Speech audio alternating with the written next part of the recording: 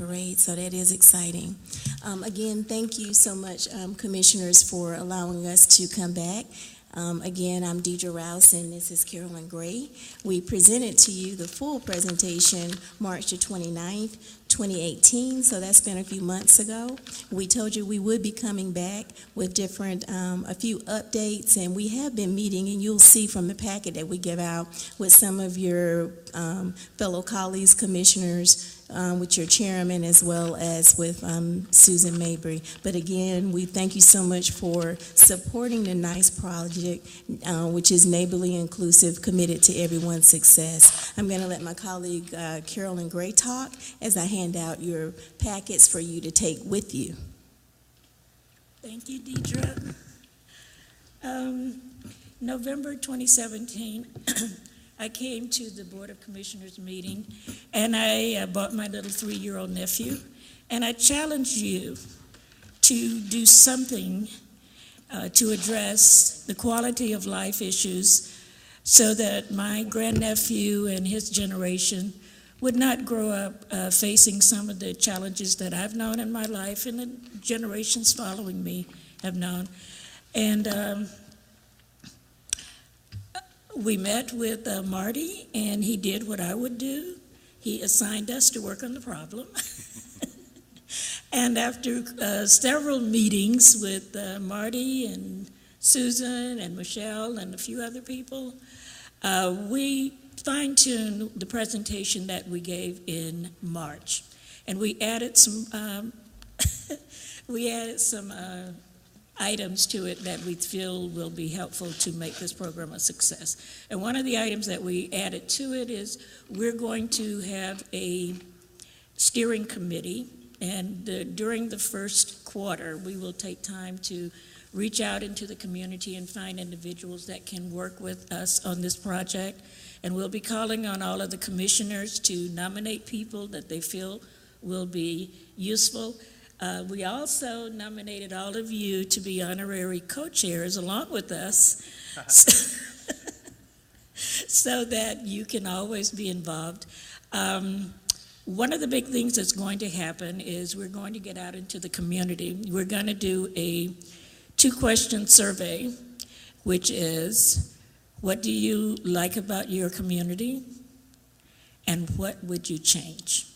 And we're going to, beginning in May, we're going to go out to Mayfest, all the gatherings of Founders Day, community gatherings, and we're going to be doing this survey, hopefully with our committees and with our co-chairs, and we want to find out what Carroll County thinks is wrong and what they think is right.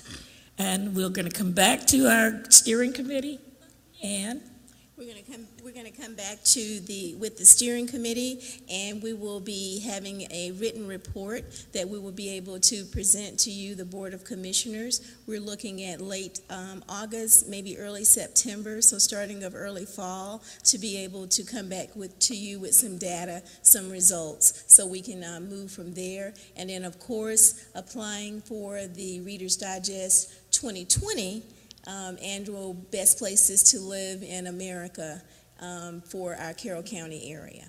And that concludes our presentation. Everything that you need, if you look in your particular packet and turn to the first page, there's a table of contents, and that table of contents includes the gist of facts, a one-pager, Carolyn Gray's public statement from November 7th, 2017, our resumes, a nice resource list in terms of the research, a few articles, some very recent articles that I think you will find very interesting that happened this week, the NICE proclamation that Chairman Smith will talk with you about, and then the NICE PowerPoint presentation with a few updates that we presented to you March 29th, 2018. Thank you so much for your time. Absolutely. Thank y'all. Michelle, thank you for working and contributing this too, but I want to thank y'all personally for taking the time. This is a tremendous opportunity to do something. And as you've seen, it's taken a lot of work to get there, but for somebody in the community to take the time to try making the community better, I mean, I have to stand and applaud. I'm telling you, it's really something to take the time to do this. So we thank y'all. What's wrong with being nice? There you go. Next on the agenda, item number 2 is rabies protocol discussion, animal control health. It's going to be led kind of by Miss Vicki Anderson. She's not here. I will call Sue Ellis up. I think you can give us, Sue, an update of the protocol.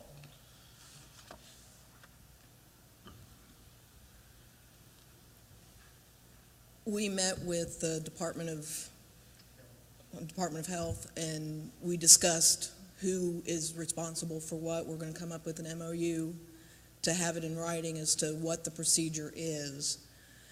Animal control is always sending off specimens to be tested. They are very happy to let us keep doing that because they don't want to have to deal with that. But we're contacting the public if they think that it's necessary. All we do is collect the specimen and send it off if there's exposure. And just to update the board in case y'all, that we had I think it was a rabid raccoon. That a hunter up the North Villarica point of the county was hunting it on, had an issue with.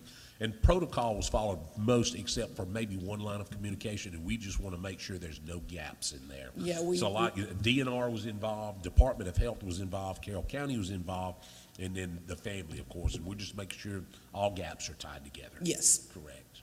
Well, we appreciate your work on that. As you well know, Sue Ellis is working over animal services now and doing a great job and has taken on a lot. So we appreciate your efforts, and obviously with the MOU when all that's ready, let us know what we need to do when we be prepared. Okay, great. All righty. Thank you. Thank you very much. Now we'll move into item number 3, the review and discussion of items for the December 4th Board of Commissioners meeting.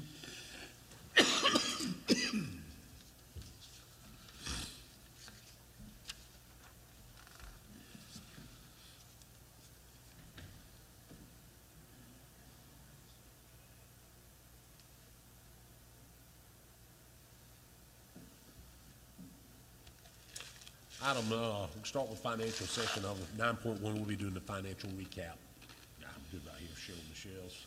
9.1. We'll move to item 9.2, the budget amendment. Thank you. Item 9.2, we'll call on Gerald Pilgrim. Commissioners, this is the budget amendment. I'll step back a little bit. Didn't want to blow y'all out. The budget amendment we've discussed. We've had several discussions on it.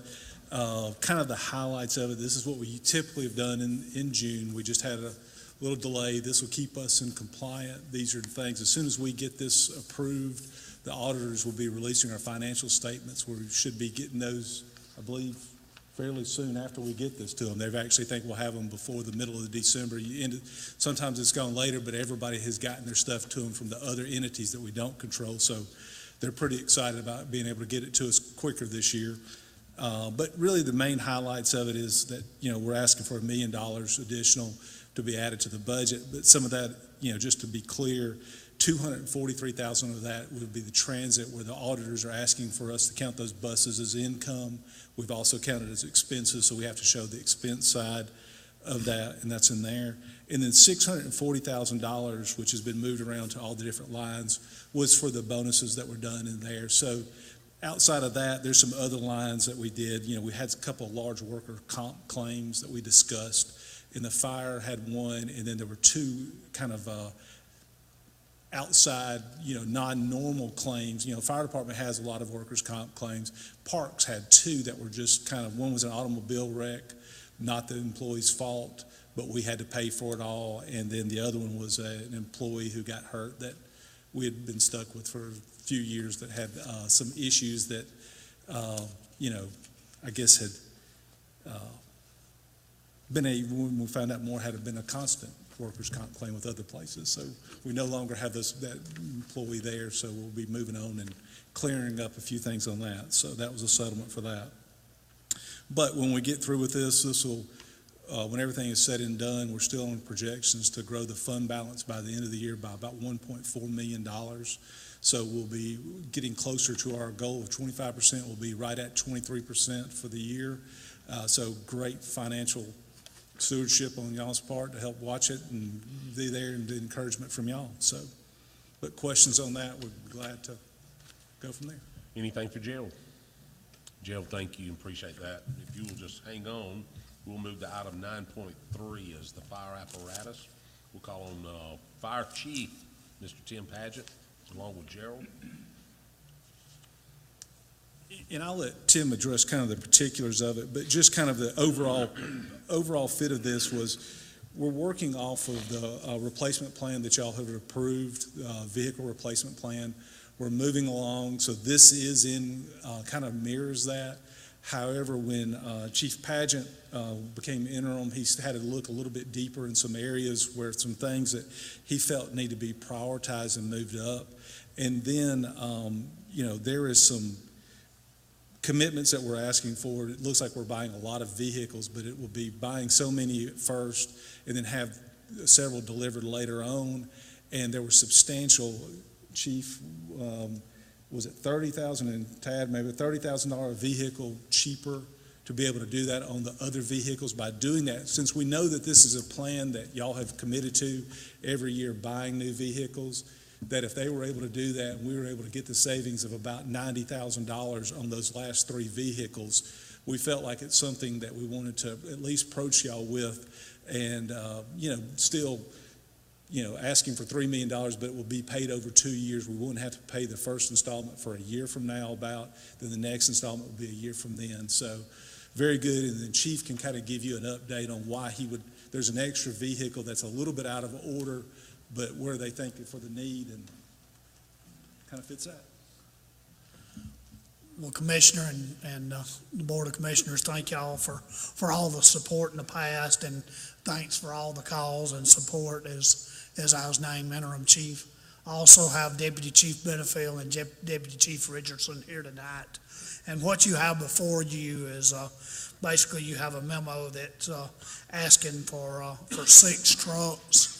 And we did, under Chief Blue's former plan, we did make a few changes to that. The reason for that is we went around and evaluated some of the first out apparatus, and one thing we immediately seen was that the squad truck that is down at Station 5 has had mechanical problems since the '09 floods.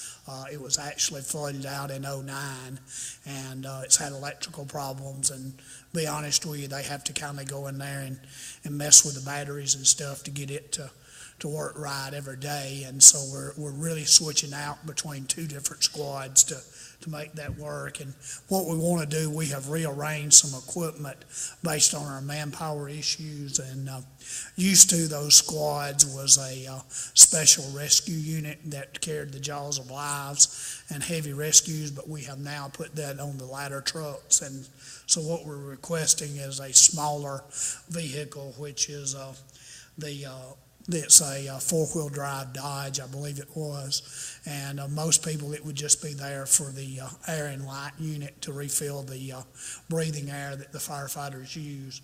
And then we're asking for on down is asking for replacement pumpers 1, 2, 3, 4, and 5. And like Gerald said, this would be over a 3-year period, and the reason for that is we're saving about $30,000 for each apparatus if we go ahead and lock that in.